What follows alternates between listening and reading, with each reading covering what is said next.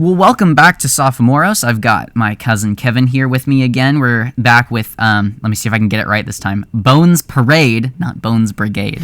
But I actually was naming, I was naming the podcast a couple of weeks ago, and I accidentally named it like the series Bones Brigade, and then I had to go back and correct myself, and I felt so stupid. So, welcome back to Bones Parade, the intersection of two works. We're working through an anime show called Death Parade, so that's the parade part of Bones Parade, and then we're also walking through a book by Robert Jensen called Can These Bones Live? A Theology and Outline. And so we're on chapter 4 in the book, The Triune God, and we have just watched episodes 5 and 6 of Death Parade, and I just finished rewatching those, and I forgot how, let's say, uncomfortable the second episode is on, like, several moments.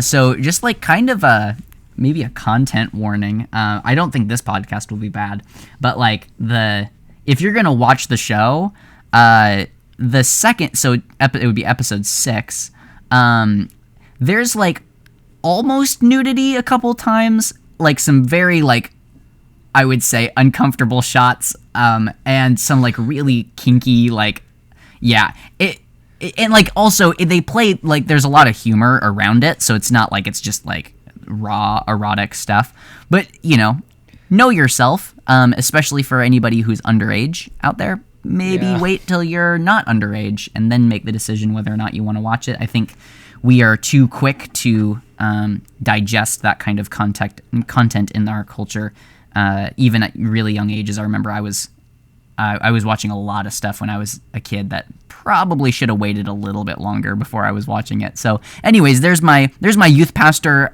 warning coming in. There's purple in this episode, so be careful before you watch. Kevin, do you know what I mean by purple?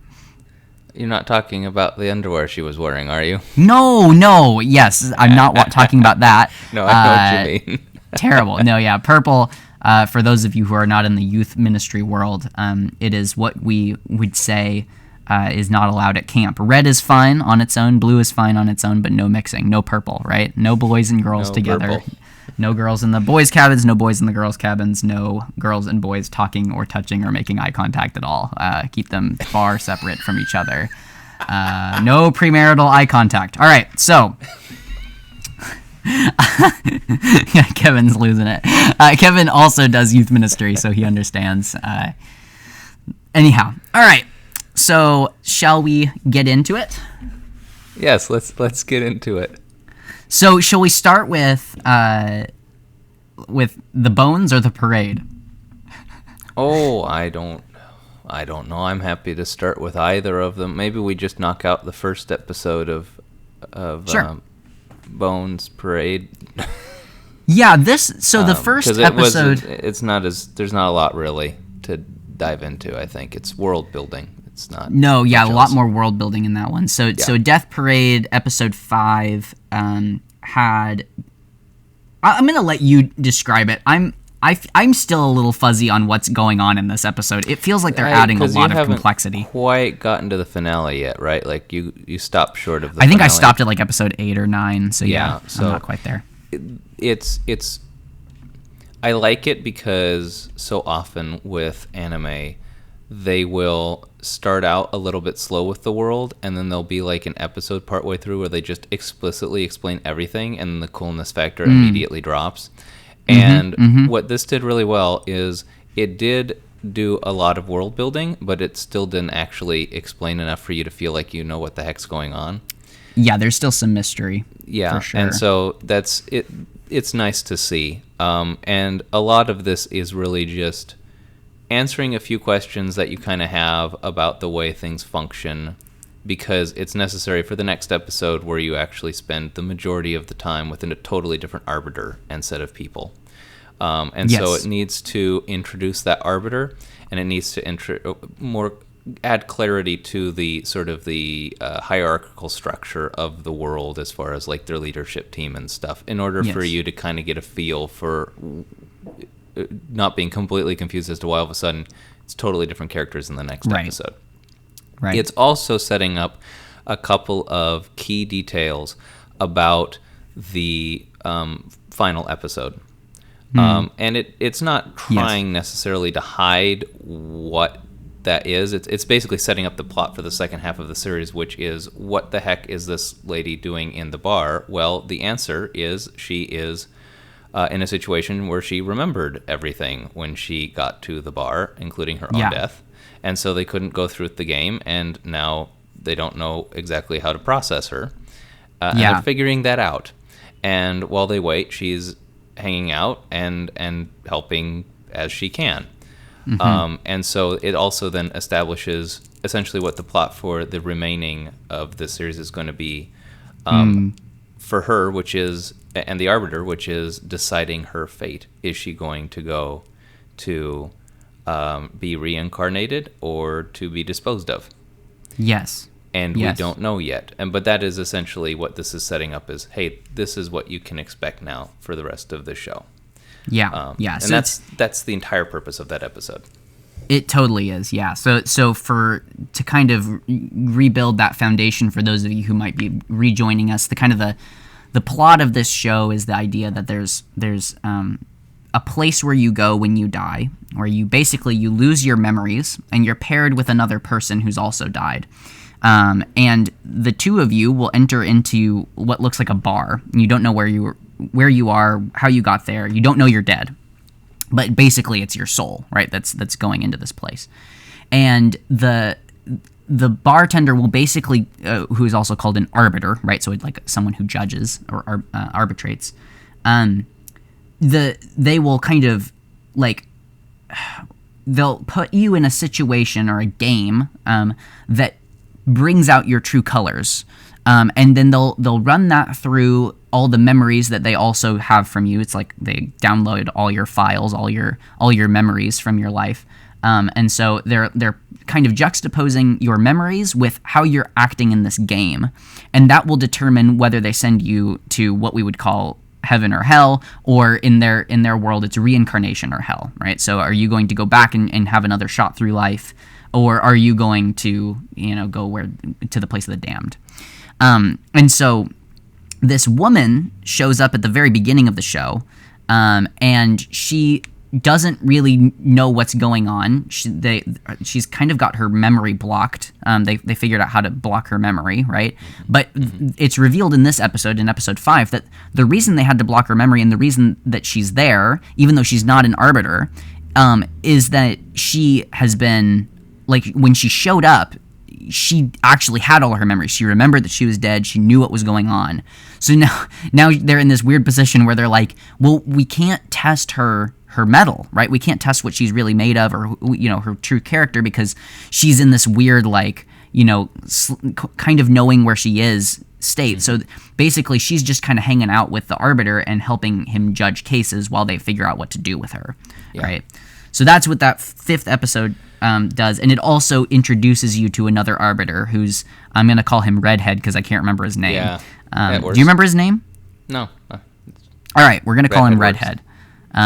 So he's juxtaposed with Deckham, who's the main arbiter that you meet in the show. And Deckham has like blue hair, right? Isn't that right? I think it's Gray more hair? white. That's right. It's white hair. Yeah, he has kind of a cool demeanor. And the new arbiter that you meet is kind of a sadistic hothead. Like he's not great. So you get to meet him in this episode. He's like,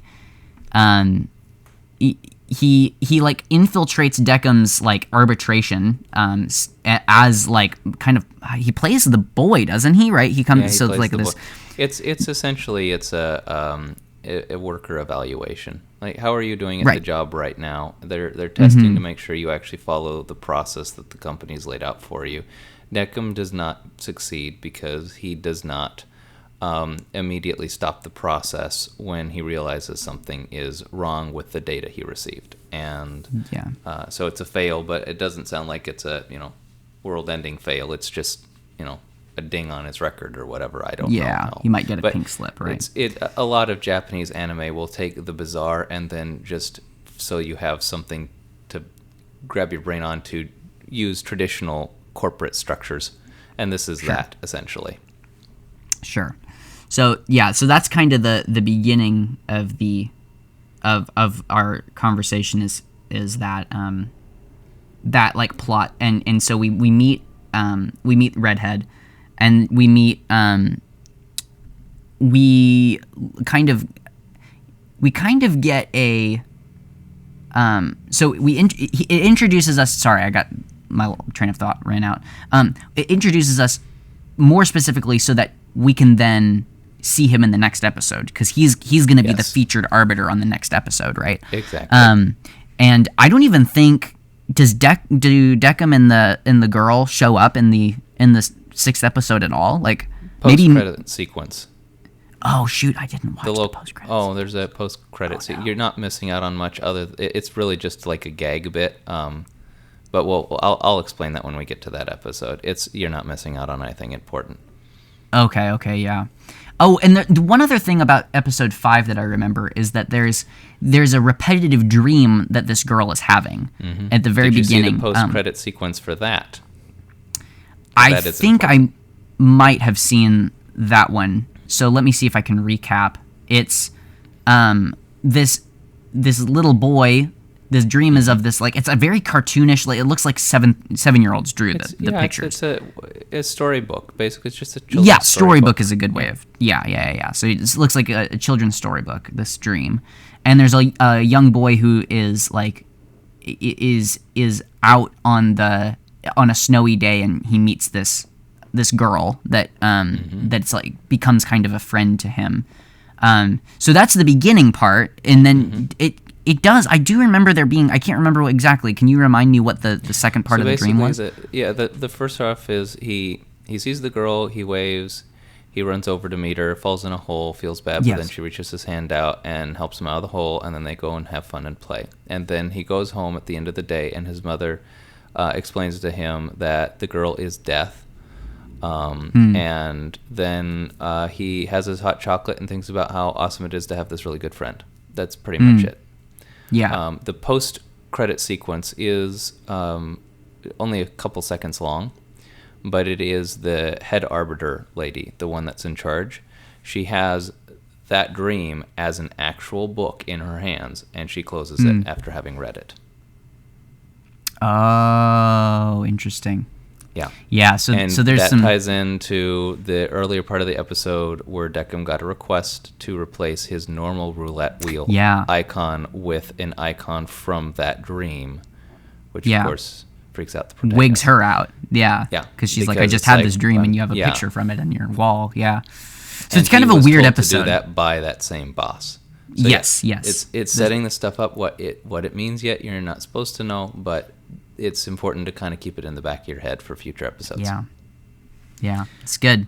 So let's, from there, now that we've kind of unpacked that, let's take a look at the book and see if there's anything we can glean from there. Were there any thoughts that you had on the book that you wanted to share? I've got a bunch of underlines and highlights in this one, but is there anything that you found interesting from the first read through? Honestly, this one twisted me around a little bit in the brain. I think I got what he was going for in the end, but his journey to get there kind of confused me. If I'm being perfectly honest. Yeah. It wasn't as smooth a read for me as previous chapters had been. Yeah. So I'd like to hear your thoughts. Sure. So from what I was gathering, what Jensen seems to be doing in this chapter, in chapter 4, is he's trying to unpack the beginnings and kind of go over a history of the development of the of the doctrine of the Trinity, and he wants to go through and basically highlight some of the main pitfalls that happened in the development of the doctrine. And I think one of the more interesting parts of the chapter is then he compares the doctrine of the Trinity to the traditional monotheistic approach, meaning a belief in one God, right? So mono and theistic, one God, that the Jews will have. So, Christianity is a Jewish, or at least is rooted in Jewish religion, right? It begins as a you could almost call it a Jewish cult, a spin-off or a variant of Judaism, and so the comments that he makes at the very beginning are kind of walking through the problems of trying to categorize in a very Greek way of thinking a Jewish revelation, right? So we have in the scriptures we have this God who selects a people known as Israel, and it is very clear that there is only one God. He is the only God, right? That they're to serve only Him, and that there's many places where there is doubt casted that any of the other gods are even really gods, right? Like that maybe there is just only one God, and the rest are some sort of like demonic force or something other, right? Something other than God. So this is the beginning of Judaism, right? Of the Jewish roots, and then we believe. So there's a history where a Messiah, an anointed one, a person, a king, you could say, is promised that will kind of culminate Israel's history and bring them into some sort of a paradise. And then we have this odd figure known as Jesus, who we talked about, I believe, in the last chapter. Let's see, I think it's Jesus and Resurrection was the last one, right? Yes.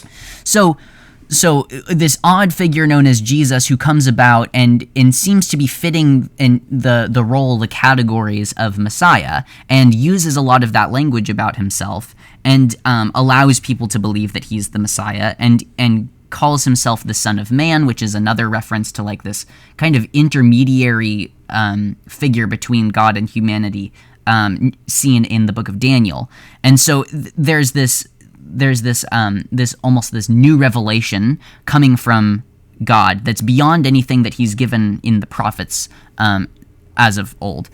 And so I think what Jensen is trying to do is show that in the midst of that history, you then have the invitation of the Gentiles into the fold. You have this new group of people with different ways of thinking and different you could say different legends, different myths, different histories, different philosophies coming in and trying to categorize according to their understanding of the world what's happened in this man named Jesus. And that's where you get the development of the doctrine of the Trinity, is these very Greek thinkers coming by and basically categorizing according to very Platonic understandings of metaphysics, of the world around us, of what it means for the divine to be the divine, of what's best in the world, right? All of these categories and all of these definitions begin eeping their way into how we understand the Trinity, or how we understand God.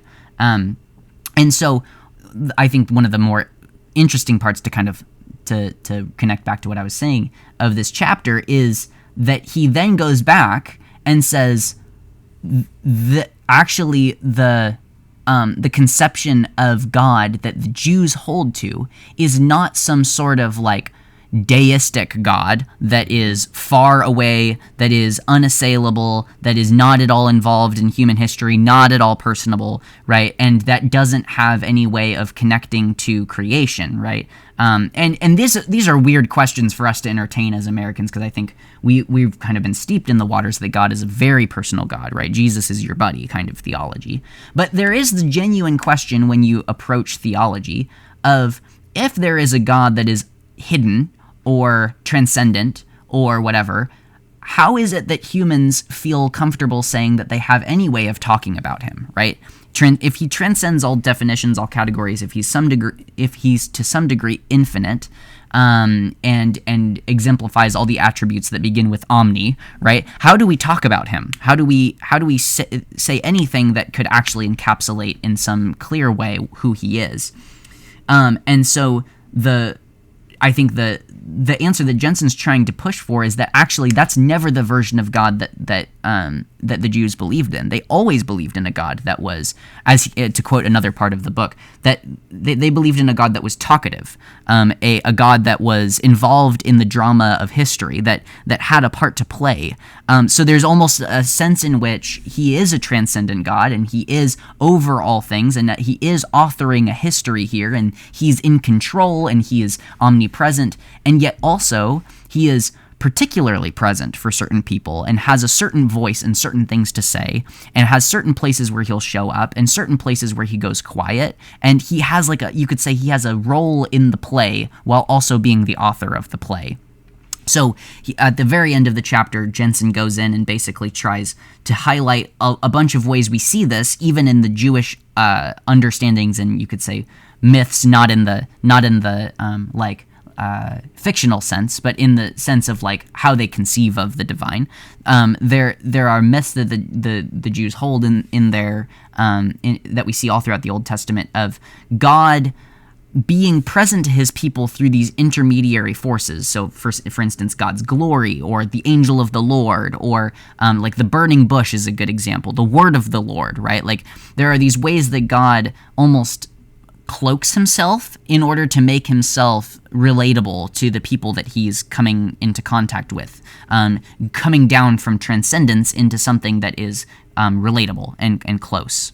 So I think that's kind of the move that he's making throughout this this passage, and I think he's almost creating a form of dialectic, a dialogue, a tension, a conversation between these very Greek ways of thinking, because he spends a lot of time talking about the Trinity and the development of the Trinity and the doctrine of the Trinity, talking about the Logos theology that started up. And then you have, over on the other hand, this very Jewish and organic and you could almost say not classically theistic way of thinking about God, this way of seeing God as a part of history and a part of the drama, and having the two of these in dialogue with each other is kind of where Christianity is born, right?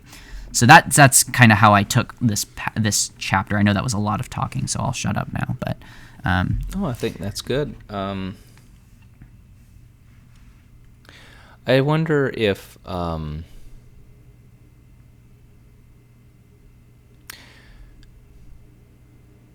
I feel like we're in a kind of a strange place now, where if you approach this as Jensen did, where you cover the full history up to the current moment, you have the advantage in which you're presenting to people, we still don't have the answer of this. And he kind of says that at the beginning of the chapter, where there's still some debate about the Trinity. Like, we're pretty sure here, but there's still more depth to understanding God and the Trinitarian nature than where we're at.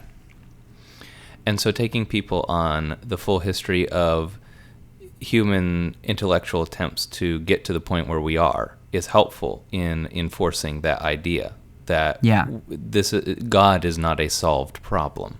Yes. I was literally thinking those words as you were saying this. We have not solved the problem of the Trinity. Yeah. Yes. But there is a different part of this, which is, and I think maybe it was my struggle in reading this chapter, the Greek way of thinking is now distant enough where, even though it is oftentimes the foundation of certain modern ways of thinking, it is also disconnected enough from modern ways of thinking where it is somewhat alien. Yes.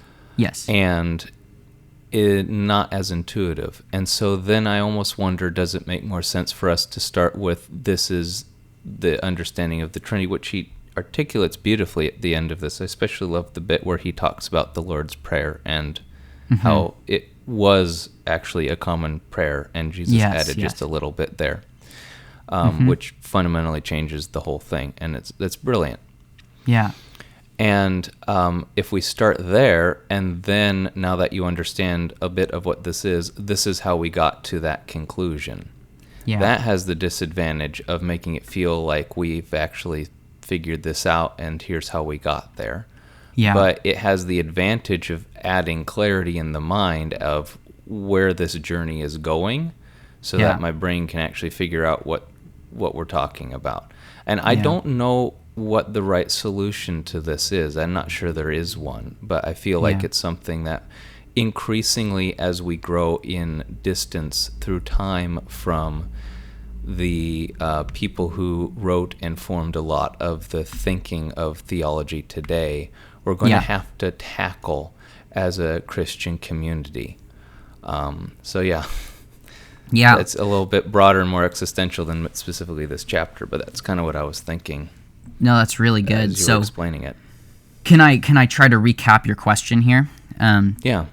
So what I'm hearing you ask is basically the question of if these forms, categories, definitions, frameworks of thinking that we've inherited from the Greeks and then into Roman culture, and then you could say to some degree into the like certain philosophical movements beyond that in the modern era, if those are dying out and that way of thinking is increasingly alien to us, does a doctrine of the Trinity, as we've come to understand it through the creeds, require that framework underneath it? Or actually, are we allowed to lay a new foundation, ask new questions about the way that we can define and articulate the Trinity? Obviously, in reverence and in recognition of the ways of old, and attempting to come to similar conclusions, but taking different pathways to get there. Is that kind of the question you're asking? No, but it's a better one. Oh, okay. Well, I'm still interested. Then, what was your original question? I want to get it right. How do we, as a community, and this is maybe a little bit more on the inside baseball side of things, but how do we, as a Christian community, go about explaining the Trinity to new believers, especially ones who are wanting more depth and knowledge and history of what the Trinity is? How do we do that? Do we start with this is our understanding of the Trinity and then work back? Or do we start with the origins of people's understanding of Christ and God and work forward? That's okay. I got you. Approach. Yeah, and and you were saying that now this is connecting. So, and you were saying, to clarify, that the pro of starting with here's what we believe and here's where it came from is it feels like we've answered the question and we have something concrete to stand on. Whereas if we start with the way that we're the place that it all was formed, and then we bring it to today, there are more questions around like, okay, do we have to hold to this today? Are we moving? Is there change in how we see? That's really good. Yeah, I want to answer both questions that came. Like, I want to talk about both of those because I think they're both interesting. I want to start with yours, though. My take on that is that it's probably better for us to begin. I almost would actually say that there's the distinction and discernment needs to be made as to who it is that we're talking to. So there are people in the church who are like brand new to theology, whether or not they've been a Christian for a long time. They're brand new to theology, and they, like, I would say there are some grounding mechanisms that need to be played, and this is almost just a shepherding technique here of like when you're teaching school children how to do math, you don't start with critiques of mathematics in general as like the existential questions about whether or not mathematics can genuinely relate in any real way to the way that we perceive enumeration in the world, right? Like that would overwhelm them. So you start with the basics of 2 + 2 does equal 4. It happens to be that it does, right?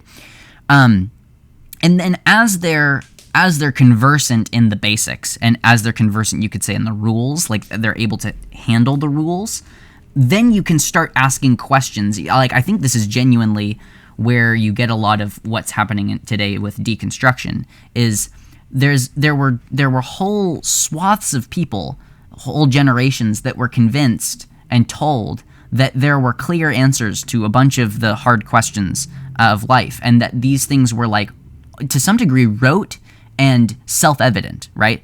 That God is this way, obviously, and this is right and wrong, obviously, and here's why. And then there's, some simple explanation of why. And then they come into contact with the critiques of those things later on down the road. And there's this moment where they begin trading the answers for the questions, because the questions seem more real than the answers, right? The answers aren't nuanced enough. They aren't able to handle the full brunt, the full weight of the question. So you have all this deconstruction occurring now, and the word is like, it's the buzzword of the day is deconstruction. I think because people tried to make faith and theology and all those things too simple. You could say they started with 2 + 2 = 4 and didn't explain why that was the case. And so I think, but I also don't think you can throw people straight into the deep end of existential crisis, without any like foundation. So there was an old metaphor that one of my professors used to use, and I really liked this. He said that your faith journey and your theology, your doctrine, the way that you see God, is to some degree like a Lego structure. Like you inherit these pieces and you're given an instruction manual about how to put them together, and you put them together in the very specific way, and then you've completed that part of the journey with your Legos, right? You've created what it says on the box, right? And then there's the moment where you get to decide, do I keep what I've created, or do I take it apart and build something different? Because all the pieces are all the same, right? The questions, the answers, the data that we're working with, all the human experience is to some degree very similar across the different people that are coming to these questions. So you could say the substance is the same, but it might take different form, and there's a time where you want to follow the rules, follow the instructions, walk in the wisdom of the people that have come before you as they teach you how to do these things. And then there comes a moment where you become a master and you can almost begin taking the blocks and shifting them around for yourself. And that becomes an almost, I would almost call it a necessary second movement, right? Like someone who sticks with, I've built the thing that the box told me to do and now I'm done, doesn't really own the Legos yet, right? They're in partial ownership of the Legos. They own them, but they're also owned to some degree by the person that created the desired architecture, the design, the original design. Once you've been able to start like manufacturing them yourself and like, or not manufacturing, but like rearranging them yourself and deciding what shape they'll take, still within the limits of what's there in the box, right? Or the boxes that you've opened. But, so it's not like you're like crushing the pieces and melting them down and like making new pieces, but you can kind of play around a little bit and have some fun with it. And I think that's where theology comes alive. So that's kind of my assessment on like how we bring it about, is like it depends on the person. If you're dealing with a new believer, walk them through the Nicene Creed and explain like, this is what we believe, this is how we've stood, and here's the places in Scripture that support that.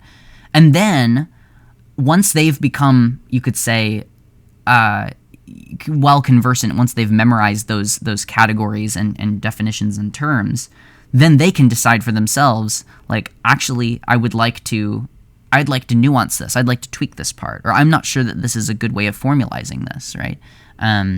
So that's my approach. What do you think about that?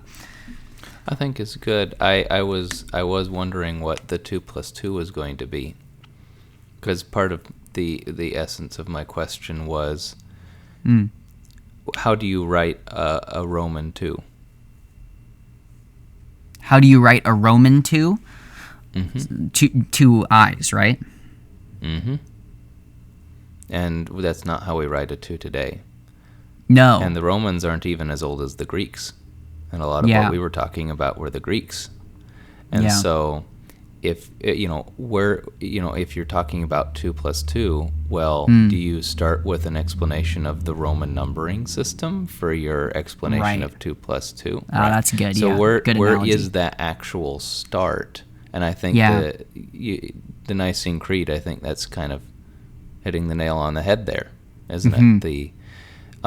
The Nicene Creed and the Book of Luke.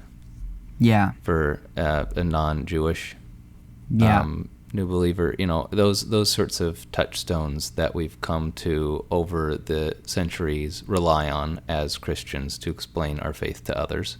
End up being the 2 + 2 part, and also have that wonderful longevity and consistency over time.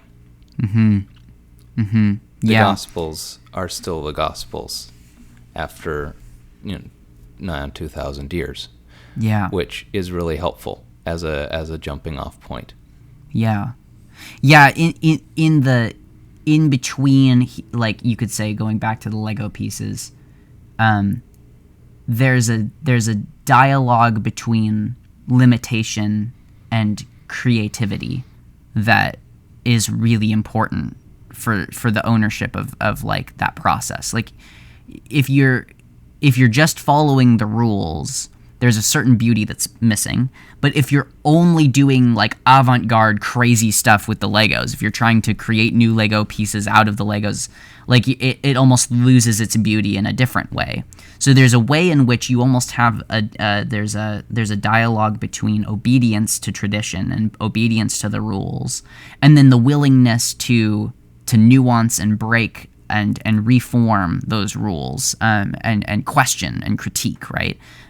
Where they have to be maintained in dialogue. And then this brings to mind the idea of conservatism and progressivism in politics, right? There's the, like, I would say there's almost always merit in maintaining a dialogue. In fact, I would say any functioning society is a dialogue between the progress and reinvention and the original manuscripts that we came across, or the original. So for us, it's the Constitution, and then the ability for Congress to subtly change and amend those things, right? And otherwise, you have either something that's so calcified and so traditional that it becomes a tyranny over everybody, and there's a belief that the traditional is the sacred. Or on the other end, you get this radical, rebellious, constant overturn of authority, where it's like, it's like the revolutionaries, where, somebody throws a revolution against the last guy, and then they get a revolution thrown against them, and then the next guy gets a revolution thrown against them, because nobody can stand with any kind of tradition, and both are completely unhealthy, right? So the only way for any kind of flourishing life is where the dialogue between the tradition and the invention can take place. So, we're by no means slaves to tradition in the Christian walk, but we are also not free to just define all the rules ourselves. We are captured and accountable to a certain set of Lego pieces, right? So, yeah, it's a great question. It's a really great question. Yeah, that's good. That's really good. So, one of the things. Trinity. so the Trinity. What do you think about? One thing that I thought was interesting is let's see, it's probably about halfway through the chapter. Let me see what picture or what page that's on. It's on page 47. There's a line below the paragraph that starts with the word second, right? Second, a group of younger theologians, right? And it says, so second, a group of younger theologians, 3 of them, all related, called the Cappadocians, so they're talking about the Cappadocian Fathers, had worked out a system of thought as sophisticated as Origen's. Origen is another church father. And it says, and they said that the Christian God is one being, right? So this is basically the foundation of the Trinity here, of our formulations, is that God is one being in 3 hypostasis, or let's see what it would be. Yeah, hypostases would be, I guess, the way to say it.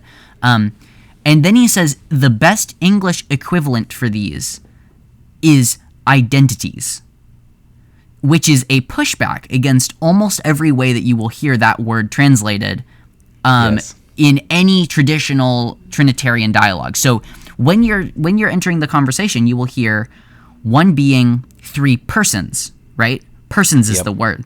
Now, persons confuses everybody. Like, I think nobody thinks about that term in the way that it's genuinely meant. I think, actually, I would agree with Jensen that in what he's inferring here, which is persons is not a good word. It's not clear, it's not helpful. Because when we think of person, we're thinking of a self-autonomous individual, right? But that's not what we mean when we're talking about 3 persons, because otherwise you get the problem of God's being, which is, I think, to some degree made up of his will, his character, his his personhood, right, as we would, his personality, as you could say, right, being split or divided amongst the three. The Holy Spirit is like Jesus, and Jesus is like the Father, and the Father is like the Holy Spirit. So it's not like they are like three individuals or three like beings or three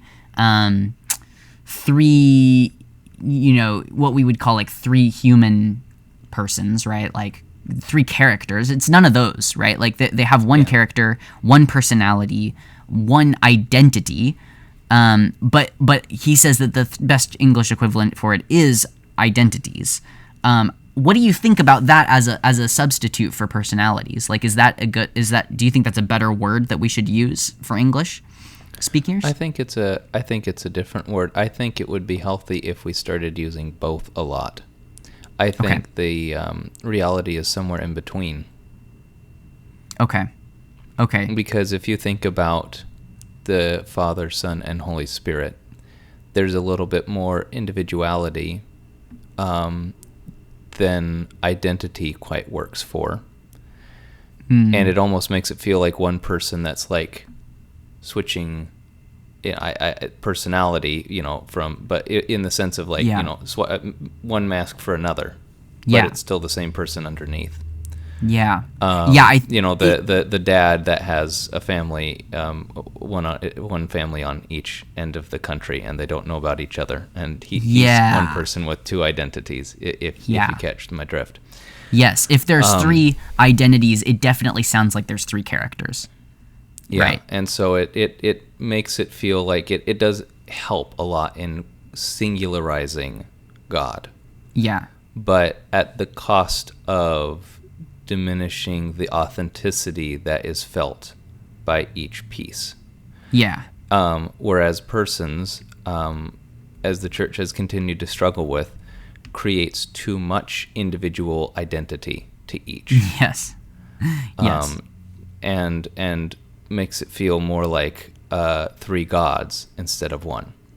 Yeah. So the reality is somewhere in between those. The English language, at the very least, seems to not quite have the right word. So if we were to use both words more frequently, we might, in our minds, start to have them coalesce on a concept we don't have a single word for, and yet are able to still conceive of. Yeah, I would almost... So here's a word that came to mind that I might substitute for identities even. And tell me what you think about this, because it's probably heresy, so we'll see what happens. Oh boy, well, let's see what happens. But, and again, there would have to be some definite... Because here's the problem with words in human language around God is, like we said in the beginning, God is transcendent, and the ways that we're using these words are isolating a certain factor about the divine... or like an attribute about God that like, but it also, every word smuggles in a bunch of other attributes that we're not really trying to say, right? But here's an idea. What about manifestations? Because I think, like, obviously the first thing that comes to mind is like, well, wait a minute. It's not like God is like, there's fear of modalism, I think, right? Like that God is going to be shifting between these different manifestations. But if you were to say something like coexistent or what's the word to say all at the same time? Help me. Like, give me a one word for all at the same time. That works. Sure, I'll just say all at the same time. So if these manifestations are all happening concurrently. Concurrently, thank you. Concurrent, there we go. If we had concurrent manifestations, one God, three concurrent manifestations, I think that what that allows for is, like, it's the same God manifesting. There are different, you could almost say, forms that we would say, but it's even that I don't like, because forms makes it sound like, again, they're like different gods. But manifestations allows it to be like the same, like there's a same core that's maintained, while also, you could say, pictured in three different ways, right? There's a polyvalence to this as well.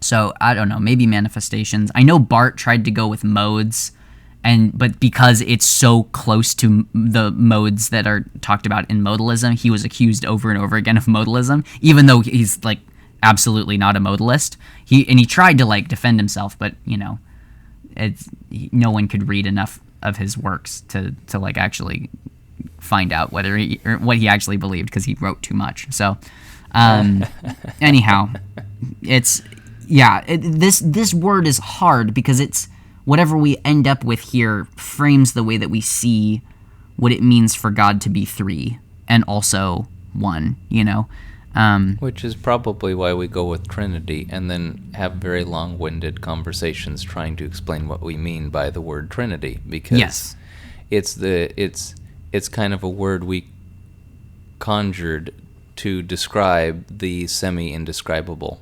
Yes. Yeah, for sure. So I thought that was an interesting little note that I highlighted.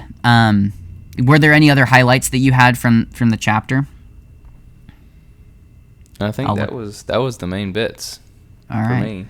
Yeah. So maybe then let's move to and see if we can find a connection between this chapter and what we see in the 6th episode of Death Parade, which is again an incredibly uncomfortable. At least for me, it was incredibly uncomfortable to watch. See, I've watched enough anime. I'm totally desensitized at this point. And it was, for me, it was just like, oh, they're doing a comedy piece. Cool. I was just laughing. Like, right. Everybody pray for Kevin. He needs help. Yeah. No, I'm just kidding. So do you want to give like kind of a layout of the episode as you remember it? And I'll try to fill in pieces if there's anything I remember. Let's say a lady walks into a bar, and this isn't a joke. No. Yeah. Well, it is kind of a joke. So we're starting off as we sort of hinted at earlier. There's the introduction of the Red Arbiter in the previous episode, and so this episode takes place wholly within his bar. He has a very different visual style of bar that he likes, and it's a reflection of that. You can kind of get a feeling that each of these bars are reflections of the Arbiter's personalities to a certain extent. Yeah. He's gone with a more traditional Japanese bar that you might find in a busy high street area where there's a whole... in Japan, there will be these like series of bars along an alleyway, and there's usually only enough room for 5 to 10 customers in there. His is a little bit more spacious than that, but not much, as opposed to Deckham's, which is this huge bar with vaulted ceilings. It feels like something you'd see on the Titanic. This is a much more close and intimate and personal space. Yeah. And it's kind of an interesting juxtaposition because, of course, Deckham has this big, lofty, exciting bar, and he's this very non-outgoing, introverted sort of person with very little emotion.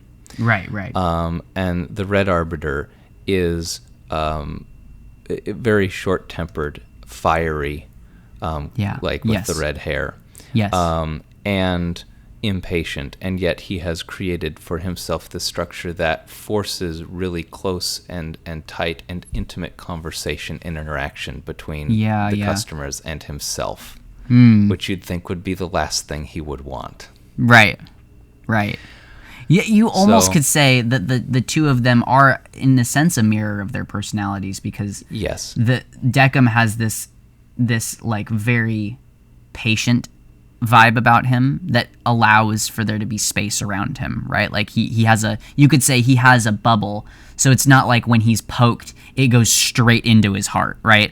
Whereas the redheaded Arbiter is much more like, he's much, his nerve is a lot more exposed, right? Everything irritates him, everything's everything it bristles him, right? And so it feels like you're in that tight room with him no matter where you are, right? Yeah. So that's a good note. He's got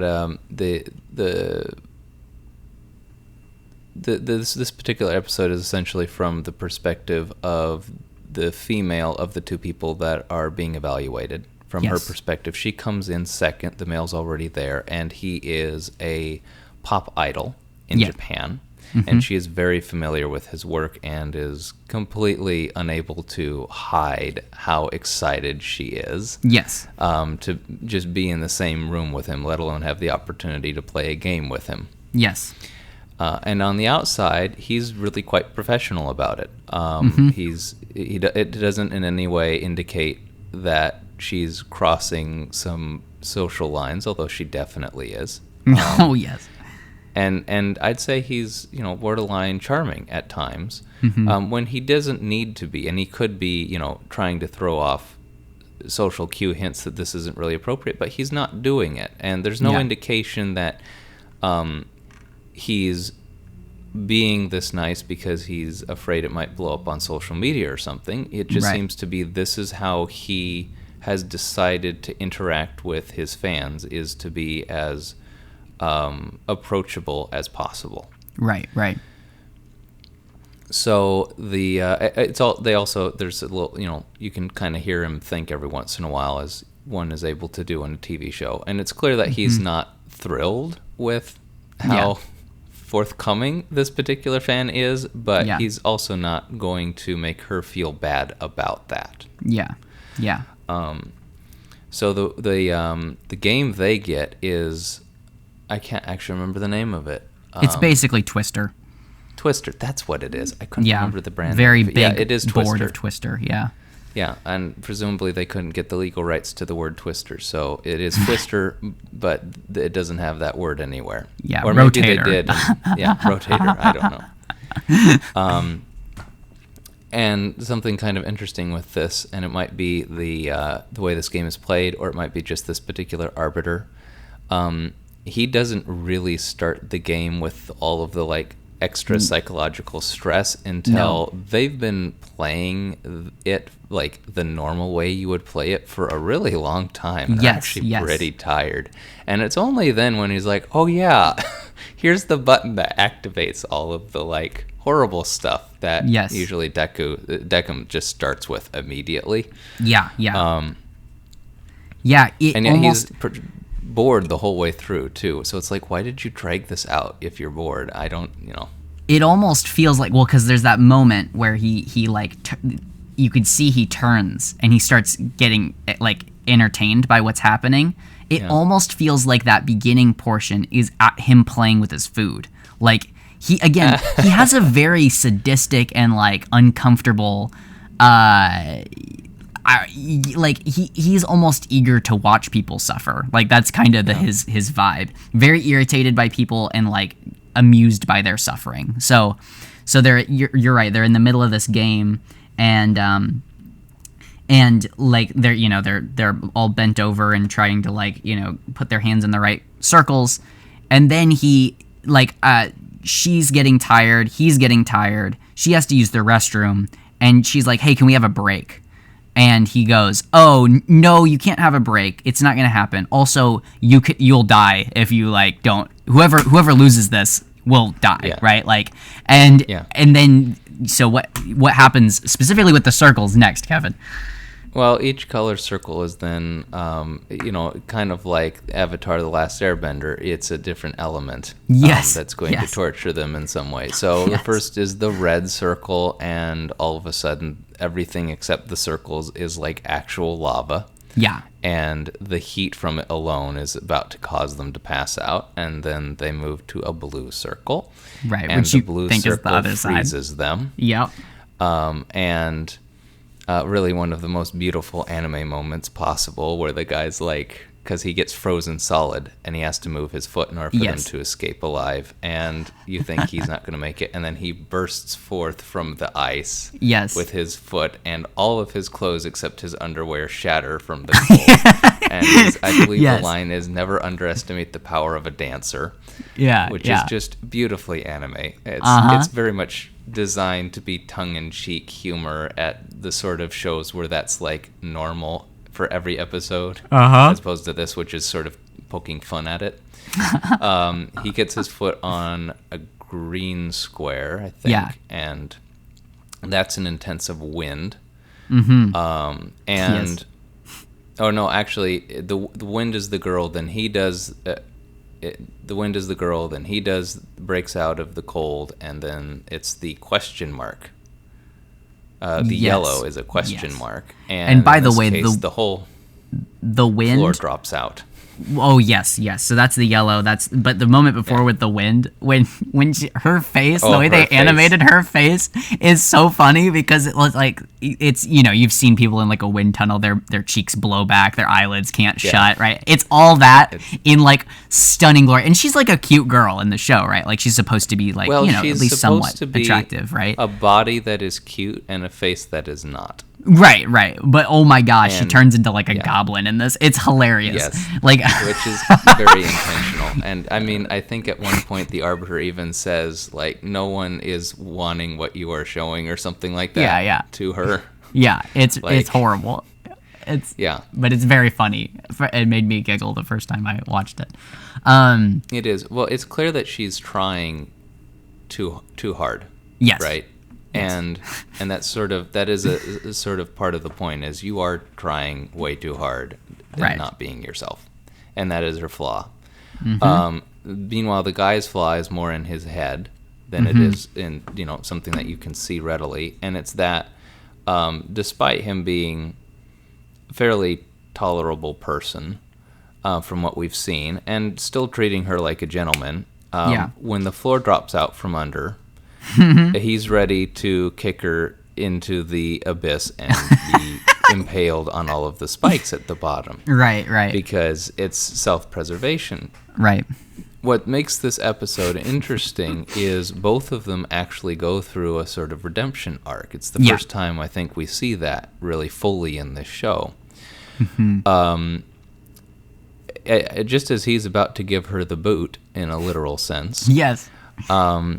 She starts talking about basically she's preparing herself to kill herself so that one, he can live because she is a deeply passionate fan of him to a almost concerning degree. Yeah. And two, she doesn't want to see him, have him see her pee herself. Right. She has had to go to the bathroom this whole time. One of the most like middle school girl reasons to commit suicide I've ever heard.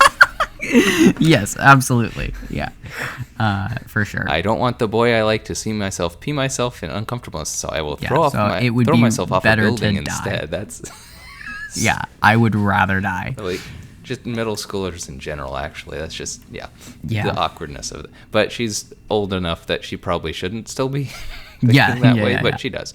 Yeah. And in that moment, he kind of comes to this self-realization where he's like, oh, I've been treating her right, but I haven't been thinking about her right. I haven't been thinking about her as a person. I've been thinking about her as an irritant I just have to put up with. Yes. And he also then remembers the slew of girlfriends he's had as a pop idol.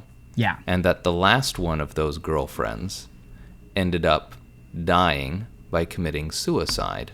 Right. After he broke up with her. Right. Because he broke up with her in a very callous way. Yeah. And she couldn't handle it emotionally. Yeah. Because for him, essentially, girlfriends had become just this commodity instead of something to be cherished. And he realizes, that is the wrong way to be thinking about it. So he jumps after her to try to prevent her suicide. In a very masculine and impressive display of physical acrobatics, holding on to the pillar with his foot and an arm, and then holding on to her with the other arm. Yes. He's if you go back, pull her. If you go back, I believe at first I thought it was his arm and his foot. I believe if you go back, I might be wrong on this, but I saw that both his arms were hanging down towards her, which means he was holding on with his foot and his other foot, which is not even possible. Never underestimate the strength of a dancer, okay? I know, yeah. Boy, them toes, that toe strength, man. Who could match it? Well, it's not enough to pull her back up, but he does have this essentially full-on his toes are stronger than his arms. Yeah, exactly.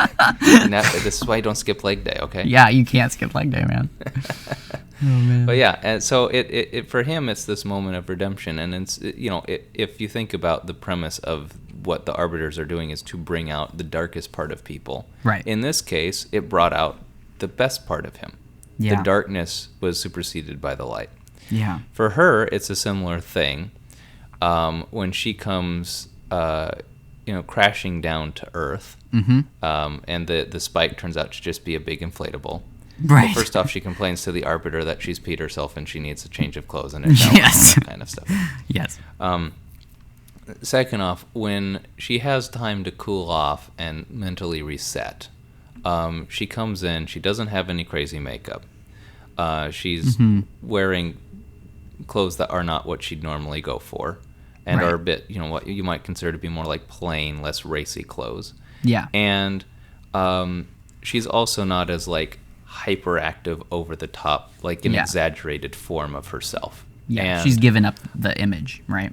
she's given up the image and embraced who she actually is as a person. Right. And so when she does that, it's also her own sort of redemptive arc in that sense, that she's like, oh, I can move past this obsession, because for her, she sees her own death as she's falling to her fake death, which is she was so into and excited about just being at a concert with the band of this guy that she's been playing this game with the whole time, that she slips on a bar of soap and dies in the shower. Yeah. Which is hilarious and stupid. And Yes. I think it kind of gets her to think like, oh, maybe this obsessive behavior is bad. Yeah, it's Like, she didn't really, I think, fully see the obsessiveness. And then she does. It's revealed to her. And once again, that then brings her to a point of, like, actual maturing as a human to something better. And that's also then the first moment where the guy looks at her and is genuinely attracted to her. Yes. Because there isn't the pretense anymore. Right. Oh, yeah, and it's not as important to the plot, but he died because the ex-girlfriend that committed suicide's sister set a bomb off in his apartment to kill him as revenge. Oh, I missed that part. That's crazy. Yeah, it's really quick. But yeah, so she sets up herself as a new girlfriend for him. She gets him to be into her.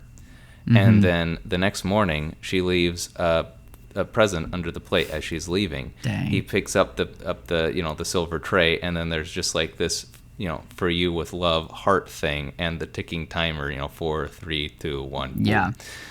Boom. Imagine being a guy and being such a terrible boyfriend that when you break up with the person, they commit suicide because of you, and then being like, well, I guess dating her sister can't go wrong at all. Like there's nothing that could go wrong here. I think it's implied he didn't realize it was the sister, because it also shows him before that happened, like really upset that she committed suicide. That's true. So that was something that he felt horrible about. I'm not sure he realized what he was doing, or more who he was doing that night. But yes, it did come back to bite him. Who goes to reincarnation? I can't remember. That's the thing. It doesn't show either of them. Oh, does it? And I don't remember if they come back on the show later. The lady is in the opening credit sequence. Oh, is she? Yeah. Oh, so maybe keep an eye out for her. She has a whole like little dance bit. Oh, yeah. The guy doesn't. I don't know. Maybe that was like just they needed an extra body for the opening sequence or something to make it look cool. I'm not sure, but it could be. Suffice it to say, it doesn't show where either of them go. But the post-credit sequence, which is also just hilarious, is the guy gets ready to do a concert dance for the group, basically the cast of the show. So that's where Deku and his lady friend are. In that post-end credit sequence. They're in the room of the red-haired guy's thing. He's there, and the two that are now a couple, it opens with them getting ready to do a dance, which they have titled the title of that episode, which is kind of a fun little full circle thing. Yeah, that is fun. And it's also just an opportunity to see the red-haired guy be made very irritated and uncomfortable by the energy in the room. That makes sense. And yeah, it's a good time. That's great. So it's a real quick little fun bit at the end. But yeah, it doesn't show what happens to them at all. So here's my original. They both went into reincarnation. Yeah, I would assume the same. And I think that's why they didn't show it, is because it wasn't, where are they going? It's kind of obvious by the end. Yeah. They're considered to both be going up, so to speak. Yeah. So here's a connection that I think I made. Tell me what you think about this. We're trying to draw parallels, right, between these two works, Jensen and Death Parade, and I think one place where you could start making a connection is the connection between manifestation and personhood. So who somebody reveals themselves to be and who they actually are. And I think there's an essence in which the thing that's what would you say? The thing that's like kind of grotesque about like off-putting about the gal in this episode is how much she's made her personality about somebody else and trying to like please somebody else and have favor shown on her, and so when that's the whole thing is she's unwilling to be who she actually is, right, around him. And at the end, when she is who she actually is and is willing to wear, I think she's wearing like a bathrobe, so she's not in anything that's like in the whole thing she's dressed like a Japanese schoolgirl, right, which is like that's the trope. Yeah. And very revealing, and there's many moments where she's actually like it shows she's trying to reveal like parts of her body and stuff. And so then there's this kind of modesty that comes over her, and she's unconcerned about like trying to attract the guy. And there's this peace that comes over him, I think, that is he's able to see her, and then he's able to like reciprocate feelings because he sees the value in her as she truly is, and no longer in this like faked out persona that she's created. And so I almost wonder if there's a parallel between that and God's revelation of who he is to us in Jesus.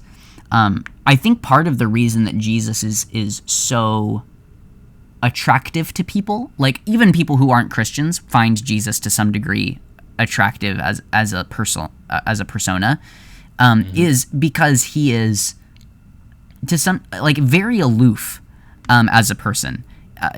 Jesus, it seems that he's incredibly real, first off, like that he's not playing some role or he's not trying to get attention in any way.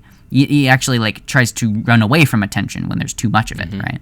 And I think there's a pure mission that he has for the good of humanity, but it's not the good of humanity that the world would want for itself, right? It's something hidden and something that's unobtainable. And there's something about that I think humanity is attracted to.